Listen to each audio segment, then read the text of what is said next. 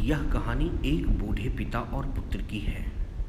पिता का प्यार अनमोल है।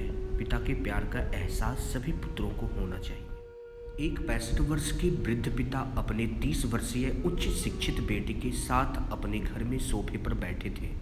अचानक एक कौवा आया और उनकी खिड़की पर आकर बैठ गया। बूढ़े पिता ने अपने पुत्र से पूछा, बेटा यह खिड़की पर क्या है?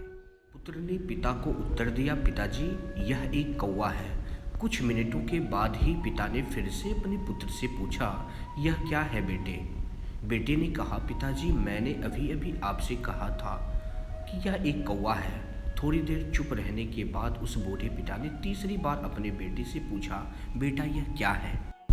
इस बार बेटे ने अपने पिता से गुस्से में फटकार के साथ कहा, कह तो दिया यह एक कौवा है, कौवा है, कौवा है, आपको समझ नहीं? थोड़ी देर बाद पिता ने चौथी बार अपने पुत्र से फिर वही सवाल पूछा, यह क्या है?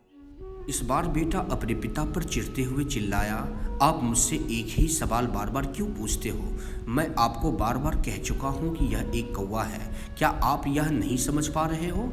थोड़ी देर के बाद पिता ने अपने कमरे में गए और एक पुरानी फटी हुई सी डायरी लेकर वापस आए, जिसे उन्होंने अपने बेटे के जन्म के बाद से संभाल कर रखा था। पिता ने उस डायरी का एक पन्ना खोला और अपने बेटे से कहा, बेटा क्या तुम मेरे लिए इसे पढ़ सकते हो?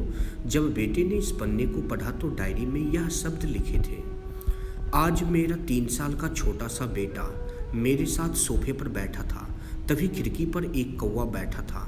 मेरे बेटे ने मुझसे 20 बार पूछा कि यह क्या है और मैंने उसे 20 बार जवाब दिया कि यह एक कौवा है। जब जब मैं उसे जवाब दिया तब तब मुझे अच्छा लगा। हर बार मैंने उसे प्यार से गले लगाया। धन्यवाद।